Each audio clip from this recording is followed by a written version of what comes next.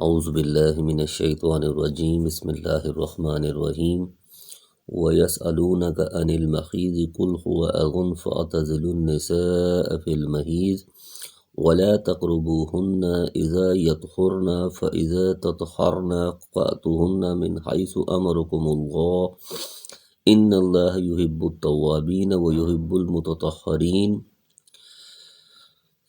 صدق اللہ العظیم۔ رب اشرح لی صدری ویسر لی امری واحلل عقدۃ من لسانی یفقہوا قولی۔ فرمایا یہ آپ سے حیض کے بارے میں سوال کرتے ہیں، کہہ دیجئے کہ وہ گندگی ہے، حالت حیض میں عورتوں سے الگ رہو اور جب تک وہ پاک نہ ہو جائیں ان کے قریب نہ جاؤ۔ ہاں جب وہ پاک ہو جائیں تو ان کے پاس جاؤ جہاں سے اللہ نے تمہیں اجازت دی ہے۔ اللہ توبہ کرنے والوں کو اور پاک رہنے والوں کو پسند فرماتا ہے۔ بلوغت کے بعد ہر عورت کو ایام ماہواری میں جو خون آتا ہے اسے حیض کہا جاتا ہے، اور بعض دفعہ عادت کے خلاف بیماری کی وجہ سے خون آتا ہے، اسے استحاضہ کہتے ہیں، جس کا حکم حیض سے مختلف ہے۔ حیض کے ایام میں عورت کے لیے نماز معاف ہے اور روزے رکھنے ممنوع ہیں، تاہم روزوں کی قضا بعد میں ضروری ہے۔ مرد کے لیے صرف ہم بستری منع ہے، البتہ بوس و کناز جائز ہے۔ اسی طرح عورت ان دنوں میں کھانا پکانا اور دیگر گھر کا ہر کام کر سکتی ہے، لیکن یہودیوں میں ان دنوں میں عورت کو بالکل نجس سمجھا جاتا تھا۔ وہ اس کے ساتھ اختلاط اور کھانا پینا بھی جائز نہیں سمجھتے تھے۔ صحابہ کرام رضوان اللہ اجمعین نے اس کی بابت حضور صلی اللہ علیہ وسلم سے پوچھا تو یہ آیت مبارکہ نازل ہوئی، جس میں صرف جماع کرنے سے روکا گیا۔ علیحدہ رہنے اور قریب نہ جانے کا مطلب صرف جماع سے ممانعت ہے۔ ابن کثیر۔ جب وہ پاک ہو جائیں اس کے دو معنی بیان کیے گئے ہیں، ایک خون بند ہو جائے یعنی پھر غسل کیے بغیر بھی پاک ہے۔ مرد کے لیے ان سے مباشرت کرنا جائز ہے۔ ابن حزم اور بعض ائمہ اس کے قائل ہیں۔ علامہ البانی نے بھی اس کی تائید کی ہے۔ دوسرے معنی ہے خون بند ہونے کے بعد غسل کر کے پاک ہو جائیں۔ اس دوسرے معنی کے اعتبار سے عورت جب تک غسل نہ کر لے اس سے مباشرت حرام رہے گی۔ امام شوکانی نے اس کو راجح قرار دیا فتح القدیر۔ ہمارے نزدیک دونوں مسلک قابل عمل ہیں، لیکن دوسرا قابل ترجیح ہے۔ جہاں سے اجازت دی ہے یعنی شرمگاہ ہے، کیونکہ حالت حیض میں بھی اسی کے استعمال سے روکا گیا تھا، اور اب پاک ہونے کے بعد جو اجازت دی جا رہی ہے تو اس کا مطلب اسی فرج شرمگاہ کی اجازت ہے، نہ کہ کسی اور حصے کی۔ اس سے یہ استدلال کیا گیا ہے کہ عورت کی دبر کا استعمال حرام ہے، جیسا کہ احادیث میں اس کی مزید صراحت کر دی گئی ہے۔ نساؤکم حرث لکم فاتوا حرثکم انا شئتم وقدموا لانفسکم واتقوا اللہ واعلموا انکم ملاقوہ وبشر المؤمنین۔ تمہاری بیویاں تمہاری کھیتی ہیں، اپنی کھیتیوں میں جس طرح چاہو آؤ اور اپنے لیے نیک اعمال آگے بھیجو اور اللہ تعالیٰ سے ڈرتے رہا کرو، اور جان رکھو کہ تم اس سے ملنے والے ہو، اور ایمان والوں کو خوشخبری سنا دیجیے۔ یہودیوں کا خیال تھا کہ اگر عورت کو پیٹ کے بل لٹا کر مدبرہ مباشرت کی جائے تو بچہ بہنگا پیدا ہوتا ہے۔ اس کی تردید میں کہا جا رہا ہے کہ مباشرت آگے سے کرو، چت لٹا کر کرو، یا پیچھے سے، پیٹ کے بل یا کروٹ پر، جس طرح چاہو جائز ہے، لیکن یہ ضروری ہے کہ ہر صورت میں عورت کی فرج ہی استعمال ہو۔ بعض لوگ اس سے یہ استدلال کرتے ہیں جس طرح چاہو میں دبر بھی آ جاتی ہے، لہٰذا دبر کا استعمال بھی جائز ہے، لیکن یہ بالکل غلط ہے۔ جب قرآن نے عورت کو کھیتی قرار دیا ہے تو اس کا صاف مطلب یہ ہے کہ صرف کھیتی کے استعمال کے لیے کہا جا رہا ہے کہ اپنی کھیتیوں میں جس طرح چاہو آؤ، اور یہ کھیتی موضع ولد صرف فرج ہے نہ کہ دبر۔ بہرحال یہ غیر فطری فعل ہے، ایسے شخص کو جو اپنی عورت کی دبر استعمال کرتا ہو ملعون قرار دیا گیا ہے۔ وَلَا تَجْعَلُوا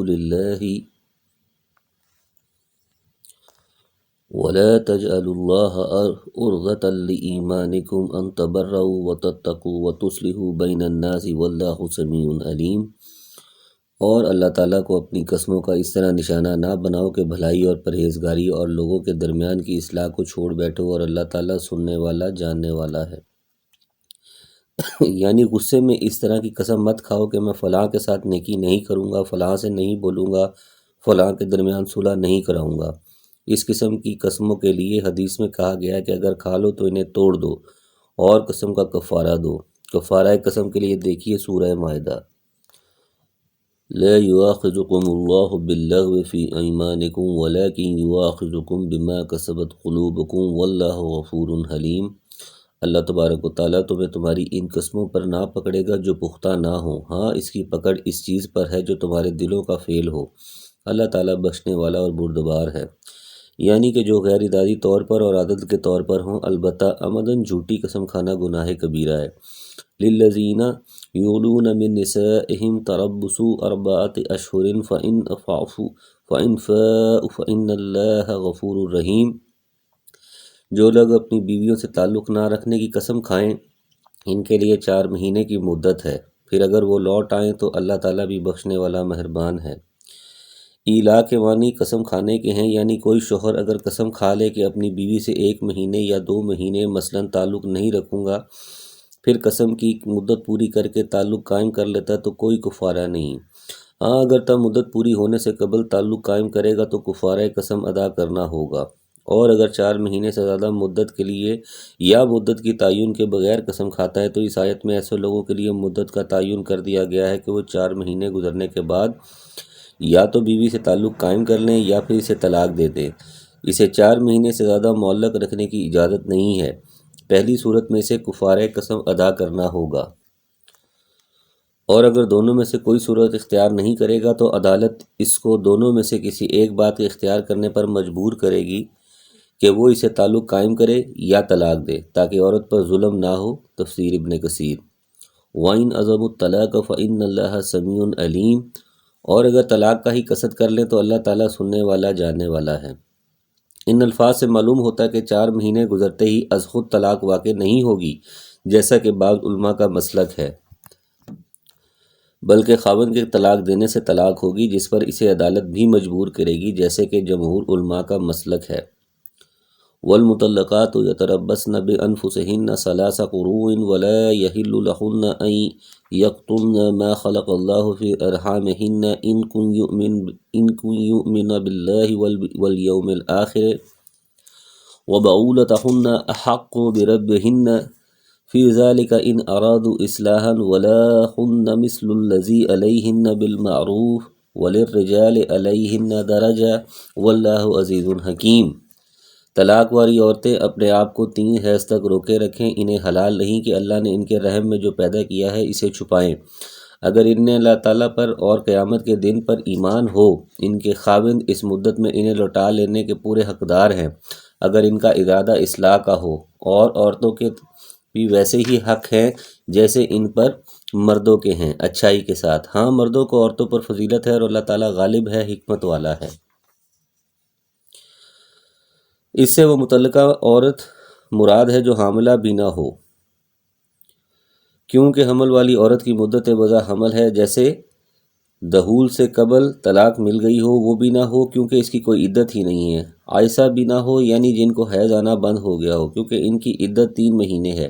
گویا یہاں مذکورہ عورتوں کے علاوہ مدخولہ عورت کی عدت بیان کی جا رہی ہے، اور وہ ہے 3 قروء، جس کے معنی طہر یا 3 حیض کے ہیں، یعنی 3 طہر یا 3 حیض عدت گزار کے وہ دوسری جگہ شادی کرنے کی مجاز ہے۔ سلف نے قروء کے دونوں ہی معنی صحیح قرار دیے ہیں، اس لیے دونوں کی گنجائش ہے۔ اس سے حیض اور حمل دونوں ہی مراد ہے۔ حیض نہ چھپائیں، مثلاً کہے کہ طلاق کے بعد مجھے 1 یا 2 حیض آئے ہیں، درا حالانکہ اسے 3 حیض آ چکے ہوں۔ مقصد پہلے خاوند کی طرف رجوع کرنا ہو، اگر وہ رجوع کرنا چاہتا ہو، یا اگر رجوع کرنا نہ چاہتی ہو تو یہ کہہ دے کہ مجھے تو 3 حیض آ چکے، جبکہ واقعتاً ایسا نہ ہو، تاکہ خاوند کا حق رجوع ثابت نہ ہو سکے۔ اسی طرح حمل نہ چھپائیں، کیونکہ اس طرح دوسری جگہ شادی کرنے کی صورت میں نسب میں اختلاف ہو جائے گا، نطفہ وہ پہلے خاوند کا ہوگا اور منسوب دوسرے خاوند کی طرف ہو جائے گا، یہ سخت گناہ کبیرہ ہے۔ رجوع کرنے سے خاوند کا مقصد اگر تنگ کرنا نہ ہو تو عدت کے اندر خاوند کو رجوع کرنے کا پورا حق حاصل ہے، عورت کے ولی کو اس حق میں رکاوٹ ڈالنے کی اجازت نہیں ہے۔ یعنی دونوں کے حقوق ایک دوسرے سے ملتے جلتے ہیں، جن کے پورے کرنے کے دونوں شرعاً پابند ہیں، تاہم مرد کو عورت پر فضیلت یا درجہ حاصل ہے، مثلاً فطری قوتوں میں، جہاد کی اجازت میں، میراث کے دگنا ہونے میں، قوامیت اور حاکمیت میں، اور اختیار طلاق و رجوع وغیرہ میں۔ الطلاق مرتان فامساک بمعروف او تسریح باحسان ولا یحل لکم ان تاخذوا مما آتیتموہن شیئا الا ان یخافا الا یقیما حدود اللہ فإن خفتم ألا يقيم حدود الله فلا جناح عليهما فيما افتدت به تلك حدود الله فلا تعتدوها ومن يتعد حدود الله فأولئك هم الظالمون۔ یہ طلاقیں دو مرتبہ ہیں، پھر یا تو اچھائی سے روکنا یا عمدگی کے ساتھ چھوڑ دینا ہے، اور تمہیں حلال نہیں کہ تم نے انہیں جو دے دیا ہے اس میں سے کچھ بھی لے لو۔ ہاں یہ اور بات ہے کہ دونوں کو اللہ کی حدود قائم نہ رکھیں، نہ رکھ سکنے کا خوف ہو۔ اس لیے اگر تمہیں ڈر ہے کہ یہ دونوں اللہ کی حدود قائم نہ رکھ سکیں گے تو عورت رہائی پانے کے لیے کچھ دے ڈالے، اس میں دونوں پر گناہ نہیں۔ یہ اللہ کی حدود ہے، خبردار ان سے آگے نہ بڑھنا، اور جو لوگ اللہ کی حدود سے تجاوز کر جائیں وہ ظالم ہیں۔ الطلاق مرتان سے مراد یعنی وہ طلاق جس میں خاوند کو عدت کے اندر رجوع کا حق حاصل ہے وہ دو مرتبہ ہے۔ پہلی مرتبہ طلاق کے بعد بھی اور دوسری مرتبہ طلاق کے بعد بھی رجوع ہو سکتا ہے، تیسری مرتبہ طلاق دینے کے بعد رجوع کی اجازت نہیں ہے۔ زمانہ جاہلیت میں یہ حق طلاق و رجوع غیر محدود تھا، جس سے عورت پر بڑا ظلم ہوتا تھا۔ آدمی بار بار طلاق دے کر رجوع کرتا رہتا تھا، اس طرح اسے نہ بساتا تھا نہ آزاد کرتا تھا۔ اللہ نے اس ظلم کا راستہ بند کر دیا اور پہلی یا دوسری مرتبہ سوچنے اور غور کرنے کی سہولت سے محروم بھی نہیں کیا، ورنہ اگر پہلی مرتبہ کی طلاق میں ہی ہمیشہ کے لیے جدائی کا حکم دے دیا جاتا تو اس سے پیدا ہونے والی معاشرتی مسائل کی پیچیدگیوں کا اندازہ ہی نہیں کیا جا سکتا۔ علاوہ ازیں اللہ تعالیٰ نے طلقتان دو طلاقیں نہیں فرمایا بلکہ الطلاق مرتان طلاق دو مرتبہ فرمایا، جس سے اس بات کی طرف اشارہ فرما دیا کہ بیک وقت 2 یا 3 طلاقیں دینا اور انہیں بیک وقت نافذ کر دینا حکمت الہیہ کے خلاف ہے۔ حکمت الہیہ اسی بات کی مقتضی ہے کہ ایک مرتبہ طلاق کے بعد چاہے وہ ایک ہو یا کئی ایک، اور اسی طرح دوسری مرتبہ طلاق کے بعد چاہے وہ ایک ہو یا کئی ایک، مرد کو سوچنے سمجھنے اور جلد بازی یا غصے میں کیے گئے کام کے ازالے کا موقع دیے جائے۔ یہ حکمت ایک مجلس کی 3 طلاقوں کو ایک طلاق رجعی قرار دینے میں ہی باقی رہتی ہے، نہ کہ تینوں کو بیک وقت نافذ کر کے سوچنے اور غلطی کا ازالہ کرنے کی سہولت سے محروم کر دینے کی صورت میں۔ تفصیل کے لیے ملاحظہ ہو کتاب مجموعہ مقالات علمیہ بابت ایک مجلس کی 3 طلاق اور اختلاف امت و صراط مستقیم۔ نیز معلوم ہونا چاہیے کہ بہت سے علماء ایک مجلس کی 3 طلاق کے واقعہ ہونے ہی کا فتویٰ دیتے ہیں، یعنی رجوع کر کے اچھے طریقے سے اسے بسانا، یعنی تیسری مرتبہ طلاق دے کر۔ یہاں پر خلا کا بیان ہے، یعنی عورت خاوند سے علیحدگی حاصل کرنا چاہے تو اس صورت میں خاوند عورت سے اپنا دیا ہوا مہر واپس لے سکتا ہے۔ خاوند اگر علیحدگی قبول کرنے پر آمادہ نہ ہو تو عدالت خاوند کو طلاق دینے کا حکم دے گی، اور اگر وہ اسے نہ مانے تو عدالت نکاح فسخ کر دے گی۔ گویا خلا بذریعہ طلاق بھی ہو سکتا ہے اور بذریعہ فسخ بھی، دونوں صورتوں میں عدت ایک حیض ہے۔ عورت کو یہ حق دینے کے ساتھ ساتھ اس بات کی بھی سخت تاکید کی گئی ہے کہ عورت بغیر کسی معقول عذر کے خاوند سے علیحدگی یعنی طلاق کا مطالبہ نہ کرے۔ اگر ایسا کرے گی تو نبی صلی اللہ علیہ وسلم نے ایسی عورتوں کے لیے سخت وعید بیان فرمائی ہے کہ وہ جنت کی خوشبو تک نہیں پائیں گی۔ فَإِن طَلَّقَهَا فَلَا تَحِلُّ لَهُ مِن بَعْدُ حَتَّى تَنكِحَ زَوْجًا غَيْرَهُ فَإِن طَلَّقَهَا فَلَا جُنَاحَ عَلَيْهِمَا إِن يَتَرَاجَعَا إِن ظَنَّا أَن يُقِيمَا حُدُودَ اللَّهِ وَتِلْكَ حُدُودُ اللَّهِ يُبَيِّنُهَا لِقَوْمٍ يَعْلَمُونَ۔ پھر اگر اس کو تیسری بار طلاق دے دے تو اب اس کے لیے حلال نہیں کہ جب تک وہ عورت اس کے سوا کسی دوسرے سے نکاح نہ کرے۔ پھر اگر وہ بھی طلاق دے دے تو ان دونوں کے میل جول کر لینے میں کوئی گناہ نہیں، بشرطے کہ یہ جان لیں کہ اللہ کی حدود کو قائم رکھ سکیں گے۔ یہ اللہ تعالیٰ کی حدود ہے جنہیں وہ جاننے والوں کے لیے بیان فرما رہا ہے۔ اس طلاق سے تیسری طلاق مراد ہے، یعنی تیسری طلاق کے بعد خاوند اب رجوع نہ کر سکتا ہے اور نہ نکاح۔ البتہ یہ عورت کسی اور جگہ نکاح کر لے اور دوسرا خاوند اپنی مرضی سے اسے طلاق دے دے یا فوت ہو جائے تو اس کے بعد زوج اول سے اس کا نکاح جائز ہوگا، لیکن اس کے لیے بعض ملکوں میں جو حلالہ کا طریقہ رائج ہے یہ لعنتی فعل ہے۔ نبی صلی اللہ علیہ وسلم نے حلالہ کرنے والے اور کروانے والے دونوں پر لعنت فرمائی ہے۔ حلالہ کی غرض سے کیا گیا نکاح نکاح نہیں ہے، زنا کاری ہے۔ اس نکاح سے عورت پہلے خاوند کے لیے حلال نہیں ہوگی۔ وَإِذَا طَلَّقْتُمُ النِّسَاءَ فَبَلَغْنَ أَجَلَهُنَّ فَأَمْسِكُوهُنَّ بِمَعْرُوفٍ أَوْ سَرِّحُوهُنَّ بِمَعْرُوفٍ۔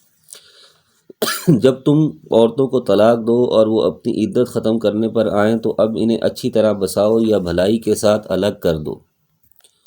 ولا تمسكوهن زرارا لتعتدوا ومن يفعل ذلك فقد ظلم نفسه ولا تتخذوا آيات الله هزوا واذكروا نعمة الله عليكم وما أنزل عليكم من الكتاب والحكمة يعظكم به واتقوا الله واعلموا أن الله بكل شيء عليم۔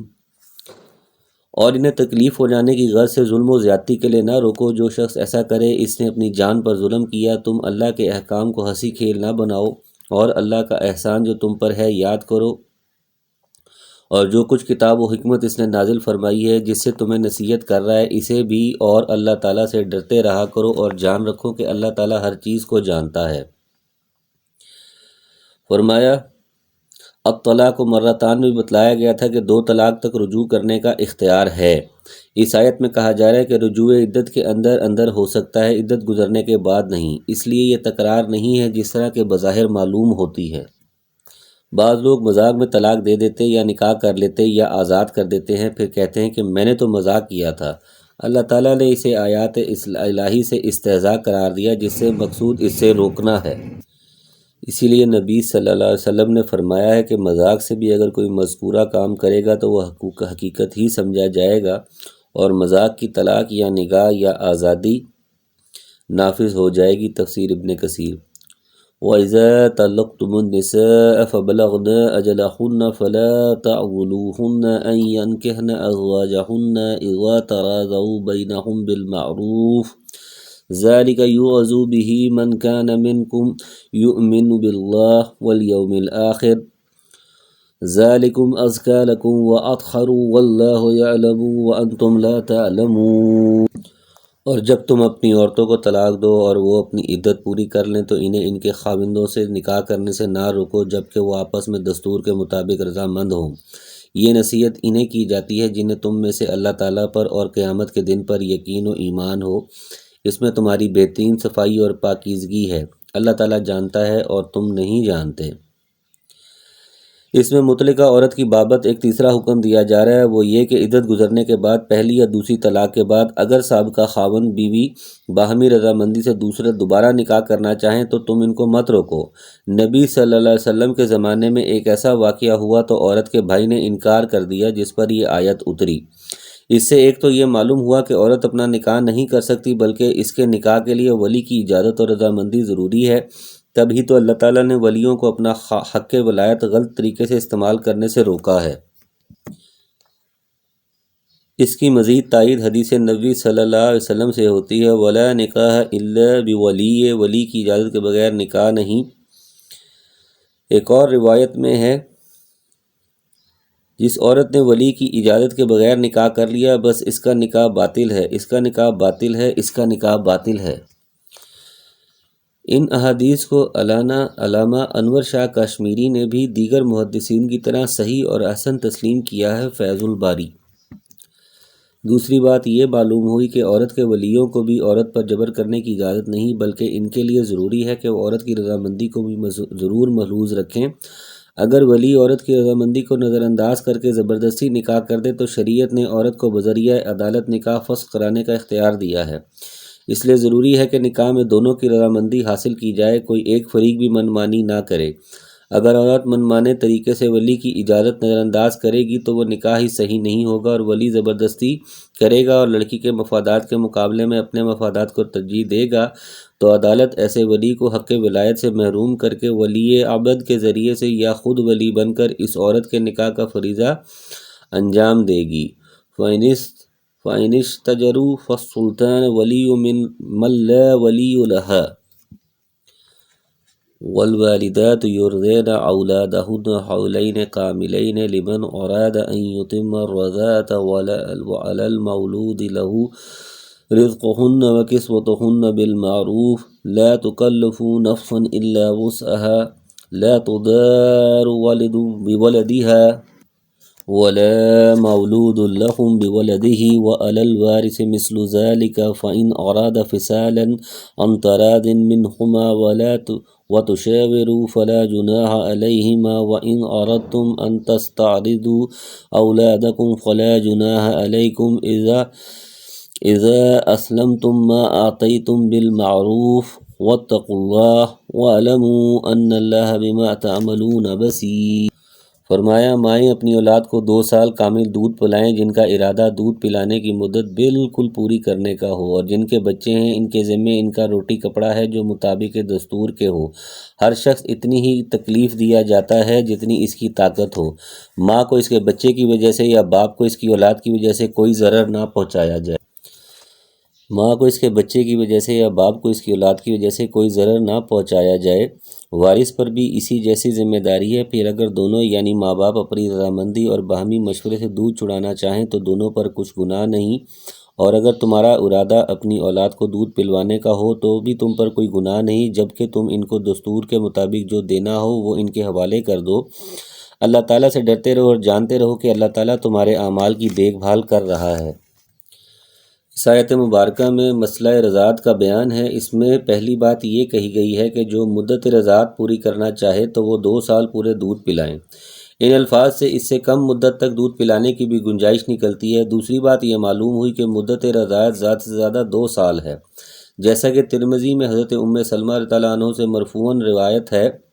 ترمذی وہی رضا دودھ پلائیں حرمت ثابت کرتی ہے جو چھاتی سے نکل کر آنتوں کو پھاڑے، اور یہ دونوں چھڑانے کی مدت سے پہلے ہے۔ چنانچہ اس مدت کے اندر کوئی بچہ کسی عورت کا اس طریقے سے دودھ پی لے گا جس سے رضاعت ثابت ہو جاتی ہے تو ان کے درمیان رضاعت کا وہ رشتہ قائم ہو جائے گا، جس کے بعد رضائی بہن بھائیوں میں آپس میں اسی طرح نکاح حرام ہوگا جس طرح نسبی بہن بھائیوں میں حرام ہوتا ہے۔ صحیح بخاری۔ رضاعت سے بھی وہ رشتے حرام ہو جائیں گے جو نسب سے حرام ہوتے ہیں۔ مولود لہو سے مراد باپ ہے۔ طلاق ہو جانے کی صورت میں شیر خوار بچے اور اس کی ماں کی کفالت کا مسئلہ ہمارے معاشرے میں بڑا پیچیدہ بن جاتا ہے۔ اگر حکم الہی کے مطابق خاوند اپنی طاقت کے مطابق مطلقہ عورت کی روٹی کپڑے کا ذمہ دار ہو جس طرح کہ اس آیت میں کہا جا رہا ہے تو نہایت آسانی سے مسئلہ حل ہو جاتا ہے۔ ماں کو تکلیف پہنچانا یہ ہے کہ مثلاً ماں بچے کو اپنے پاس رکھنا چاہے مگر ممتا کے جذبے کو نظر انداز کر کے بچہ زبردستی اس سے چھین لیا جائے، یا یہ کہ بغیر خرچ کی ذمہ داری اٹھائے اسے دودھ پلانے پر مجبور کیا جائے۔ باپ کو تکلیف پہنچانے سے مراد یہ ہے کہ ماں دودھ پلانے سے انکار کر دے یا اس کی حیثیت سے زیادہ ہو اس سے مالی مطالبہ کرے۔ باپ کے فوت ہو جانے کی صورت میں یہی ذمہ داری وارثوں کی ہے کہ وہ بچے کی ماں کے حقوق صحیح طریقے سے ادا کریں تاکہ نہ عورت کو تکلیف ہو اور نہ بچے کی پرورش اور نگہداشت متاثر ہو۔ یہ ماں کے علاوہ کسی اور عورت سے دودھ پلوانے کی اجازت ہے بشرطے کہ اس کا ماوجب معاوضہ دستور کے مطابق ادا کر دیا جائے۔ والذین یتوفون منکم ویذرون ازواجا یتربصن بانفسہن اربعۃ اشہر وعشرا فَإِذَا بَلَغْنَ أَجَلَهُنَّ فَلَا جُنَاحَ عَلَيْكُمْ فِيمَا فَعَلْنَ فِي أَنفُسِهِنَّ بِالْمَعْرُوفِ وَاللَّهُ بِمَا تَعْمَلُونَ خَبِيرٌ۔ تم میں سے جو لوگ فوت ہو جائیں اور بیویاں چھوڑ جائیں وہ عورتیں اپنے آپ کو 4 مہینے اور 10 دن عدت میں رکھیں، پھر جب مدت عدت ختم کر لیں تو جو اچھائی کے ساتھ وہ اپنے لیے کریں اس پر تم پر کوئی گناہ نہیں، اور اللہ تعالیٰ تمہارے ہر عمل سے باخبر ہے۔ یہ عدت وفات ہر عورت کے لیے ہے، چاہے مدخولہ ہو یا غیر مدخولہ، جوان ہو یا بوڑھی، البتہ اس سے حاملہ عورت مستثنیٰ ہے کیونکہ اس کی عدت وضع حمل ہے۔ وَأُولَاتُ الْأَحْمَالِ أَجَلُهُنَّ أَن يَضَعْنَ حَمْلَهُنَّ الطلاق۔ حمل والی عورتوں کی مدت وضع حمل ہے۔ اس عدت وفات میں عورت کو زیب و زینت کی حتیٰ کہ سرما لگانے کی بھی اجازت اور خاوند کے مکان سے کسی اور جگہ منتقل ہونے کی اجازت نہیں ہے۔ البتہ مطلقہ رجیہ کے لیے عدت کے اندر زیب و زینت ممنوع نہیں ہے، اور مطلقہ بائنہ میں اختلاف ہے، بعض جواز کے اور بعض ممانعت کے قائل ہیں، یعنی عدت گزرنے کے بعد وہ زیب و زینت اختیار کریں اور اولیاء کی اجازت و مشاورت سے کسی اور جگہ نکاح کا بندوبست کریں، تو اس میں کوئی حرج کی بات نہیں ہے۔ اس لیے تم پر بھی اے عورت کے ولیوں کوئی گناہ نہیں۔ اس سے معلوم ہوا کہ بیوہ کے عقد ثانی کو برا سمجھنا چاہیے، نہ اس میں رکاوٹ ڈالنی چاہیے، جیسا کہ ہندوؤں کے اثرات سے ہمارے معاشرے میں یہ چیز پائی جاتی ہے۔ وَلَا جُنَاحَ عَلَيْكُمْ فِيمَا عَرَضْتُمْ بِهِ مِنْ خِدْمَةِ النِّسَاءِ أَوْ أَقْنَنْتُمْ فِي أَنفُسِكُمْ عَلِمَ اللَّهُ أَنَّكُمْ سَتَذْكُرُونَهُنَّ وَلَكِنْ لَا تُوَاعِدُوهُنَّ سِتْرًا إِلَّا أَن تَقُولُوا قَوْلًا مَّعْرُوفًا ولا تعزموا عقدة النكاح حتى يبلغ الكتاب أجله واعلموا أن الله يعلم ما في أنفسكم فاحذروه واعلموا أن الله غفور حلیم۔ تم پر اس میں کوئی گناہ نہیں کہ تم اشارتاً کنایتاً ان عورتوں سے نکاح کی بابت کہو یا اپنے دل میں پوشیدہ ارادہ کرو۔ اللہ تعالیٰ کو علم ہے کہ تم ضرور ان کو یاد کرو گے، لیکن تم ان سے پوشیدہ وعدے نہ کر لو۔ ہاں یہ اور بات ہے کہ تم بھلی بات بولا کرو اور عقد نکاح جب تک کہ عدت ختم نہ ہو جائے پختہ نہ کرو۔ جان رکھو کہ اللہ تعالیٰ کو تمہارے دلوں کی باتوں کا بھی علم ہے، تم اس سے خوف کھاتے رہا کرو، اور یہ بھی جان رکھو کہ اللہ تعالیٰ بخشش اور حلم والا ہے۔